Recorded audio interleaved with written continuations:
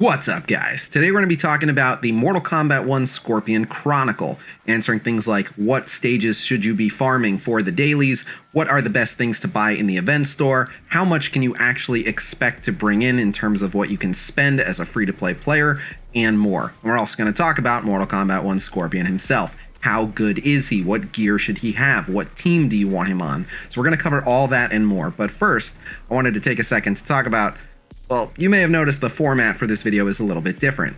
So I put a lot of extra time and effort into the beginner guide videos because hopefully many months from now, maybe even years from now, people will still be going back and watching those videos. So I wanted them to really be nice and tight and kind of illustrate everything.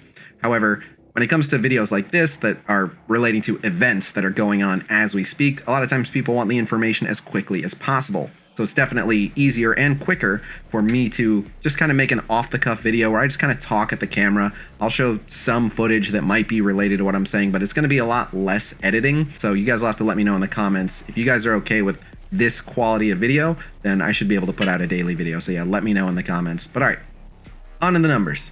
All right, so you might see me looking at the screen a lot during this video, and it's because I've just been typing so many numbers onto the sheet that I have right here. Pretty much all this information is on the community Discord. The link to the Discord is in the video description. I'll also pin it in the comment. And there's a channel called Event Math where you can find most of the numbers that I'm going to be rattling off in this video, and there's going to be a lot of them. But the first question I want to answer, which stage should I be farming? So my free-to-play account has been having pretty much no trouble with the brutal difficulty, and aside from a couple stages where I literally just did not own the required characters, I've been able to 3-star pretty much every stage of the brutal difficulty so far. So I am assuming that whether by 3-star auto win or by manually replaying, most free-to-play players and pretty much all spenders are going to have no trouble beating the brutal difficulty. Obviously, if I'm off on this, let me know in the comments. But starting off, one of the dailies is to kill 12 special forces units. There's only a single stage that has any, and that is stage 1, and it has 12 of them. Then there's a couple stages that have Black Dragon, and either one of them will actually get the daily done, but obviously you want to do the one that's farther into the story just because it's worth a bit more currency, but it costs the same energy. So it's going to be stage 3. As for cyber, there's a bunch of stages that have cyber, but there's only one stage that actually has enough cyber to do the daily in one shot, and that is stage 5, where you can kill 11 cyber in one go. And then there's also a bunch of stages that have demons, and only a single stage, at least for brutal difficulty, that has enough demons for you to get that entire daily done in a single go, and that is stage 10. So just to recap, brutal difficulty, stage 1, stage 3, stage 5, and stage 10, and your dailies will be done. The next question people have been asking, how free-to-play friendly is this event? Even without knowing what the weeklies and dailies give that we haven't seen yet, we're estimating that you're going to bring in about 208,280 kunai, so right around 208,000. If our assumptions about the dailies and weeklies that we can't see yet are correct, then that'll bump it up to about 233,330 kunai.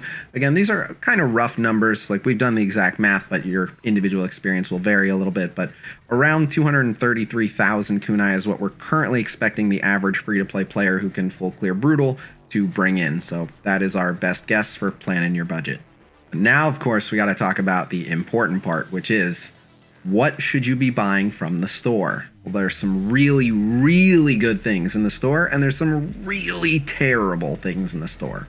We're going to talk about all of them. So first, let's talk about the things that are just not a good value.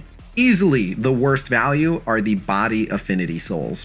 They are incredibly expensive. It's for a 5-stack, but they're 2-star body affinity souls. It is utter trash. It's unbelievably overpriced. Do not touch those. I don't know why they're in there. Another really bad way to spend your kunai, the tier 2 uncommon gear. My free-to-play account can already farm stage 4 of both those boss towers, where I can just get better pieces in the form of rares and epics. So yeah, don't buy that gear. Another really bad value, the apprentice tomes. You're going to get plenty of apprentice tomes just by clearing story. You can literally farm them in Chasm. There's no reason to buy the apprentice tomes. Don't do it. And on that note, the veteran tomes are a little bit harder to come by as a new player, but I assure you, you will have plenty of them. You don't need to be in a hurry to spend the event currency on them. don't worry about getting those from the shop. So all those things, just steer clear. As for the things that are just okay value, like you can get them, I don't strongly recommend it. The first is the coins. I completely believe you. If you're a new player and right now you're like, I'm out of coins, I could definitely use more. My free-to-play account could use a few more coins, but I promise you the coin drought that you're going through, if you're even going through it, is not going to last very long, and you will hit a point where you just have way more coins than you could ever possibly need. So I wouldn't spend the event currency on it. It's not a lot of coins either, so you'll get it from dailies and stuff. Just be patient. The next thing that's just okay is the rare relic, the Naknadon satchel. It's not bad. It has no equip restrictions, which means you can put it on literally anyone, so that's pretty good. But what it actually grants, it's got magic resistance and dodge, and then % health and % block. So it is definitely a strong option for a tank character. Like, it's pretty good. But then it gives just a scaling dodge boost, and dodge is only good against ranged enemies. So if you're putting this on your tank, but then he's fighting a bunch of melee characters, the only real benefit he's getting is the % HP and the % block that it comes with. So again, this relic is not terrible, and it's not terribly priced, but I don't think that this relic is going to make a massive difference to your team. Again, if you really need a good tank relic, it's not a bad value. I'm just not in a huge hurry to get it personally. And finally, and this one may surprise people, one that's just kind of okay value are the Master Orbs. Obviously, Master Orbs are really good to have, but the way that they have them priced, they're freaking expensive. So I just don't really like how they're priced. Like, you can definitely get them, and it may make the difference for you if you're approaching pity on a character in the future, something like that. But I'm actually not in a huge hurry to get the Master Orbs as compared to some of the other stuff that's in the shop, which we're going to talk about. All right, now we're getting to the stuff that I recommend that you get. The first one is an absolute no-brainer, and that is the Fighter XP.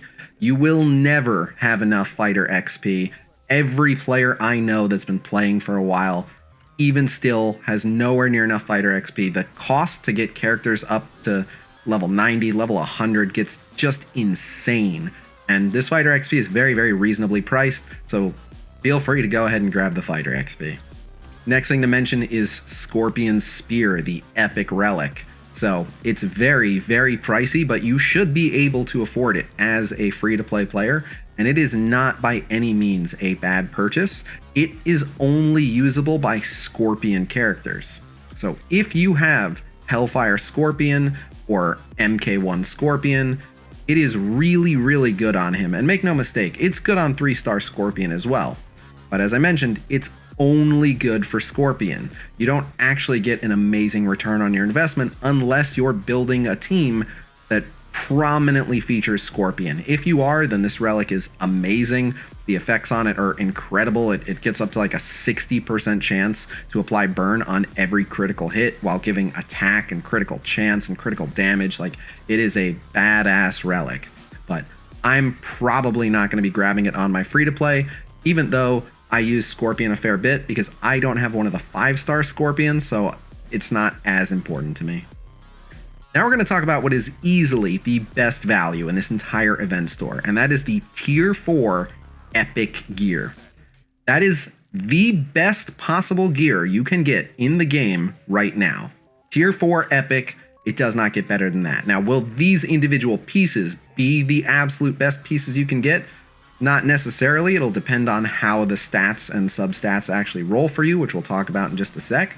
But just in terms of having a chance at getting one of the best gear pieces you could literally possibly get in the entire game, it is right here in this event store, and it doesn't cost all that much. So I will for sure be prioritizing this Tier 4 Epic Gear on my free-to-play because you don't get many opportunities to get this stuff, and it will make any character you put it on a lot stronger. But it's not as simple as just buy the Tier 4 Epic Gear. There's actually very specific pieces that you should be buying. The first piece that you definitely want to buy all 3 copies of are the arms pieces, the gauntlets. And the reason for this is because the primary stat on those is fixed. It will always be attack. So if you want to boost a character's attack, Give them the gauntlets, and you are going to get tier 4 primary stat attack, and then you can invest as much as you want into that gear piece, because you cannot get gauntlets that will give more attack unless you roll percent attack as a substat, which we'll talk about in just a sec. But as far as the primary stat, I would equip this gear to any character on my main early access account, let alone my free-to-play account. So it is a huge advantage to get some of this gear early. Cannot recommend it highly enough. Get the arm pieces. Once you've got the arms 3 times, the next piece you want to look at is the weapon piece. And that's because this is the other offensive piece. However, the weapon piece has a bit more RNG to it. Obviously, every single piece, the substats are going to be RNG. You're hoping for percent attack and critical chance percent. And if you get those on a piece, you hit the jackpot, you have an amazing piece of gear. Obviously, if you can then also get something like critical damage or flat attack, even accuracy, all these things are really, really good, but it is random. When it comes to the weapon, the primary stat is also random, but there are 5 choices and 3 of them are very good. The best one is going to be critical chance percent. You can get a weapon that's part of a critical chance set, and it can have critical chance percent as the primary stat. And if you max out a tier 4 primary stat critical chance weapon, you can get 30% critical chance just from the primary stat. And then if you complete the set, you're going to get another 12%, which means from 2 pieces, you're going to be getting at least 42% critical chance. And if the other piece rolled critical chance as a substat, you can get more than 50% critical chance from just 2 gear pieces, which is insane. So that is the best possible roll.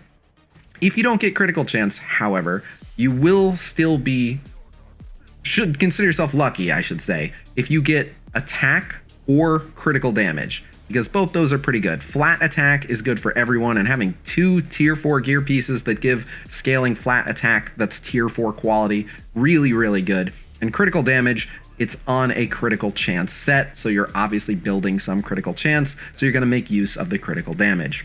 The 2 rolls that are just kind of a bummer, and it means that you spent the currency hopefully getting a good piece, but you didn't on that one, you struck out, is going to be accuracy and mastery. Now, obviously, if you still get really good substats because it's tier 4 gear, it might still be worth building up. But yeah, you got unlucky if you got accuracy or mastery, and I'm sure that there's going to be some people watching this video who grab all 3 of them and just get accuracy, mastery, something like that. But you gotta take the chance because the odds are in your favor. 3 of the 5 primary stats are very good, so you gotta go for it. And if you hit even one that has percent crit chance, massive, massive advantage for you. So I'm wishing you guys all the luck, but I am for sure grabbing those 6 gear pieces, 3 gauntlets and 3 weapons, and then we'll see from there. I'm gonna probably grab the fighter XP, and if I have anything left over, maybe I'll grab some master orbs. I should note that if you are a spender, there are offers that pop up from time to time that offer tier 4 gear, so you definitely don't have to put anywhere near as much emphasis on buying this gear if you're okay to just splash some cash and grab some tier 4 gear the next time it's in the shop. If that's the case for you, then definitely grab things like the epic relic and the master orbs with a higher priority. All right, now we got to talk about the man himself, MK1 Scorpion. How good is he? Easily god tier. It's not much of a question. He is really, really, really strong. He's arguably the #1 warrior. The reason I say arguably is there's one other 5-star warrior, and technically because of their affinities, if they were to fight, Razor Hat Kung Lao, who's the other 5-star warrior, would actually win. So does that make him better? Not necessarily. They serve different purposes. I actually prefer MK1 Scorpion because of his ability to apply burns and freeze, which we'll talk about. But yeah, easily top tier. It's not even a question. He's very much god tier. So a lot of people have been asking, what gear do you want on this guy? For sure, he wants the 2-piece critical chance set. And then the way to determine which 4-piece damage set you want to give him is based on his critical rate. If his critical rate is below 50%, then he'll get more benefit from an attack set. As soon as his critical chance is 50% or higher, he will get more damage out of a critical damage set. Keep in mind that if he is fighting with affinity advantage, and since he's body, if he's attacking a spirit enemy, he only needs 35% critical chance because he'll get another 15 from the affinity advantage, and then he'll be at 50. If you're new and you can't get gear that gets it that high that early, you can always go with the attack set and be nice and safe. Obviously, a lot of people have been asking, what team does this guy go on? What are his good synergies? Now, one thing that I've learned from the way people have been asking this question and the assumptions people have been making, I've learned that a lot of people don't know where to see the tags for a character. So if you don't know where to see a character's tags, go to the collection screen, click on their stats, and then look at the bottom and you'll see their tags. There's really only one character that he will have a noticeable improvement in performance when paired with, and that is Deadeye Aaron Black. Just because Deadeye Aaron Black gives really, really good crit bonuses to body allies, and he is body. So they make a good pair, but otherwise he's very, very plug and play. He doesn't really have a team. Technically, the Lin Kuei is his team, but running full Lin Kuei is not very good right now. So I would just pair him with Deadeye Aaron. If you don't have Deadeye Aaron, which I'm assuming most of you will not, he's very plug and play. You can just drop him on any team. Just try to keep him away from Razorhat Kung Lao, because that guy likes to carve him up. But if you can get him to square off with any spirit characters, even other body characters, he just does an insane amount of damage with his special. And then he's got a bit of sustain from whenever he burns himself. Obviously, if you can put him against someone like Goro, even though he'll probably kill him before he even uses his special, he'll do well getting burned and then healing himself off of it. But yeah, he's super solid, and you can use him as a plug and play character without worrying about it. But all right, I think I've covered everything about his event and everything about him as a character. So if you guys had any questions about anything I did not answer in this video, please leave those in the comments below. Otherwise, thank you guys very much for checking out this video. Don't forget to let me know what you think of this format. If you don't mind videos like this, which are a little bit more all over the place as compared to the other videos, I can produce these much more quickly. So if you guys want daily uploads and you're okay with this quality, definitely let me know. But otherwise, again, thank you guys very much for checking out this video, and I will see you guys real soon. Till next time, peace!